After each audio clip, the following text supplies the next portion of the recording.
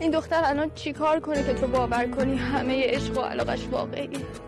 چیکار کنه باور کنی حاضر هر کاری بکنه که یه موثر تو کم نشه؟ چیکار کنه که تو بتونی یه بار دیگه دوستش داشته باشی؟ تو که آشفتگی سوی در عشقت